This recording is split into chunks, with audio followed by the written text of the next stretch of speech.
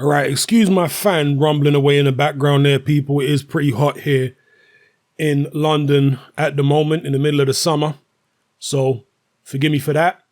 Anyway, let's get on to this latest news regarding Hughie Fury. He is scheduled to face Sam Peter on the undercard of Khan Goyat, and that will be taking place on July 12th in Jeddah, Saudi Arabia.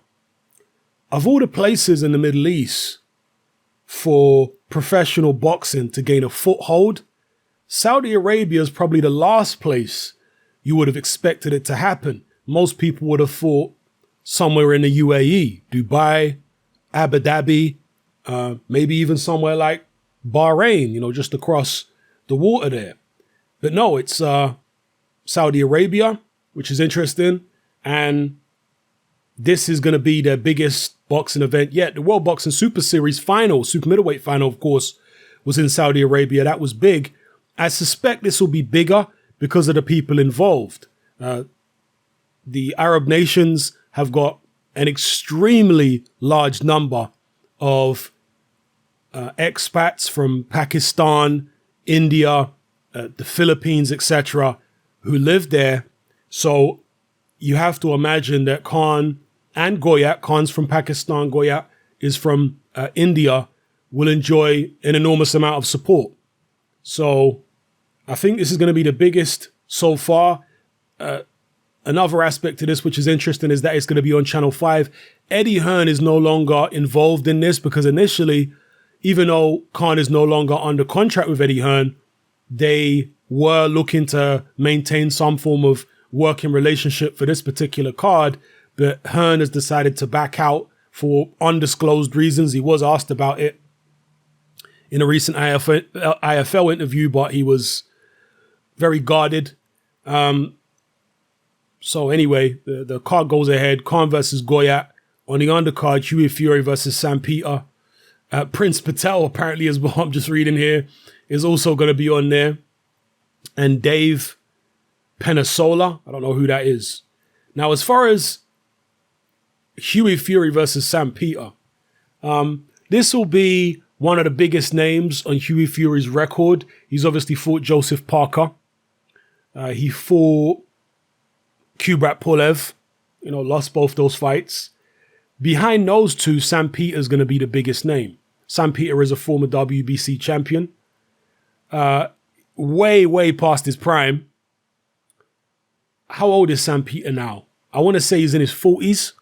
His official age might be in his 30s, but even when Sam Peter was in his prime, when he was WBC champion, there were strong rumors that his real age was far higher than his official age. And this is a common occurrence when it comes to specifically African athletes. I mean, I'm not saying it's only African athletes doing this, but certainly anybody who's familiar with the Premiership, the Football League in the United Kingdom, they will know that there has been multiple occasions where African footballers have been caught using a false age. And it's turned out that some of them are like 10 years older than they claim they are.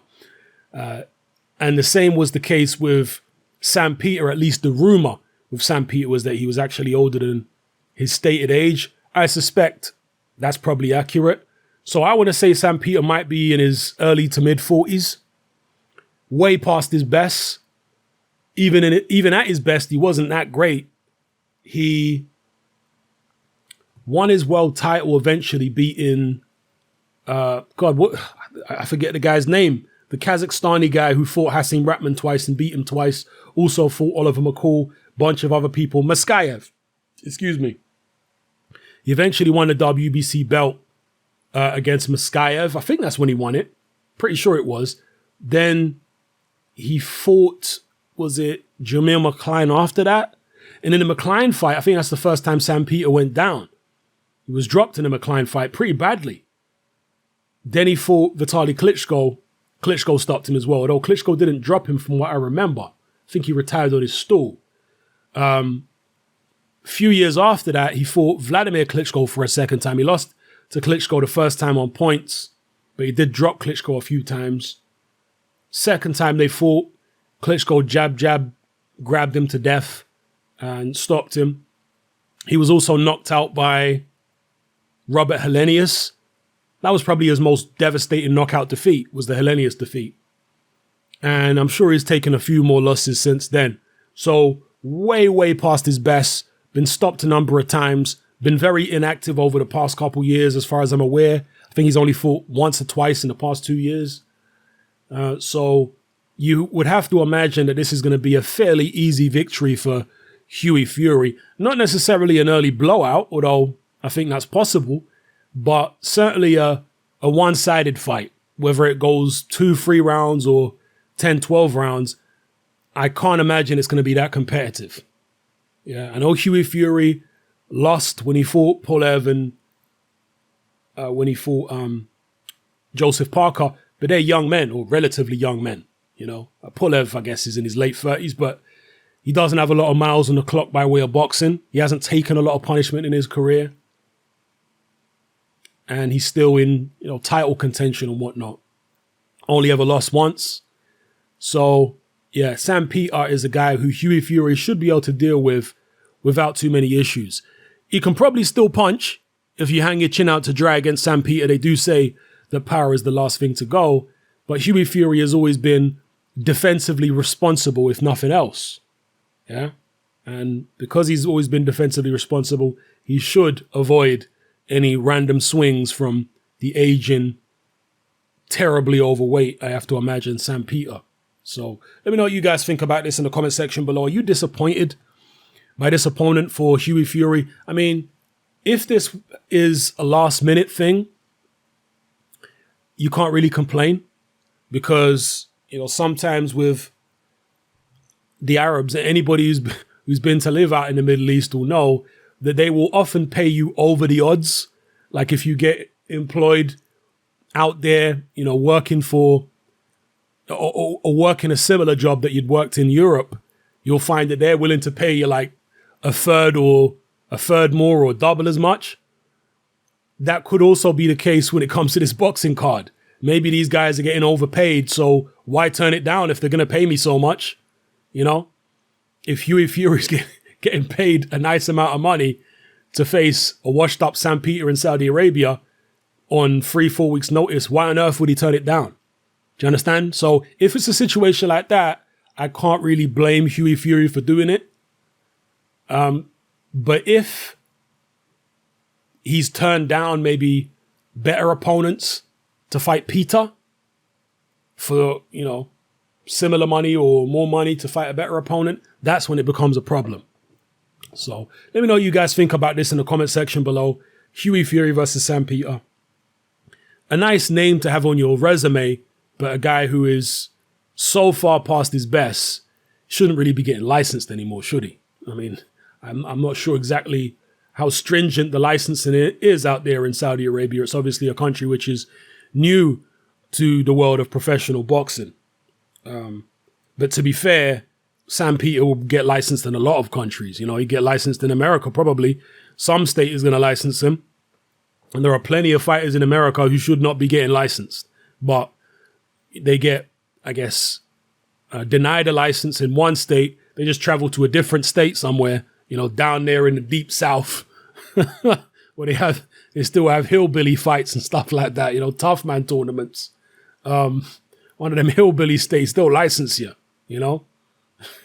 half blind and or what have you, and not able-bodied. I have to be careful what kind of language I use these days on YouTube, but half blind and not able-bodied, they'll probably license you anyway in some of them hillbilly states. Anyway, let me know what you think about this showdown in the comment section below and the card in general. Imagine if Amir Khan lost to Goyak. That'd be crazy, right? But Amir Khan's career is so up and down that I wouldn't completely discount it happening. I mean, if you look at Goyak's record, he's fought nobody and he's lost a few times. So on paper, Khan should be able to deal with this guy with ease. But Khan is somebody who likes to make a meal out of things. He really does. He likes to struggle when he should win easy. That's just how his career's always gone. Khan has been talking about Pacquiao beating Thurman and then him facing Pacquiao. So when he's talking about stuff like that, it leaves the door open for him to get chinned by this unknown Indian Goyat. Let me know what you guys think in the comment section below. It's happening, I'm out. Join me on Patreon. I upload a minimum of 2 podcasts every single week, covering a wide variety of controversial topics, as well as live stream Q&A sessions. Take a look on screen right now at some of the podcasts I've produced so far. For just $3 a month, the equivalent of about £2 a month, you get access to all my new podcasts and my entire back catalogue of past podcasts, including my popular Confessions of a Nightclub Bouncer series. You can listen on your computer or on your smartphone or tablet by downloading the Patreon app from the Google Play Store or the App Store for free. The Patreon app also allows you to download each podcast in MP3. For less than the price of a cup of coffee, you get access to dozens of hours of exclusive content. It's easy to sign up, there's no contract, and you can cancel at any time. So come and join our community of free and critical thinkers by signing up with me here on Patreon today.